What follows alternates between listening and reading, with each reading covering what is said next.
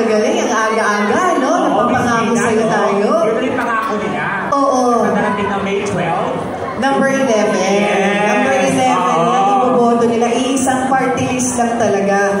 Dahil para naman sa ating kinabukasan. Totoo, di ba? Kasi lahat ng bawat magagawang Pilipino, bawat Pilipino talagang makikinabangan para sa atin ang laban na to. Yes. Diba?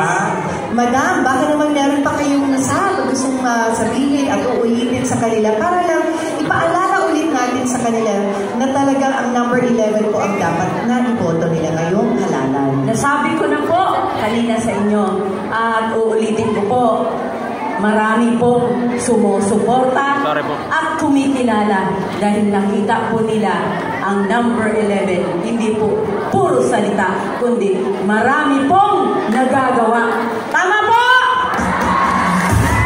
Kaya patayuin niyo uli ako dito sa May 15. Hindi lang ayuda ang makukuha niyo, proyekto na masustain ang ating pamilya. Number 11!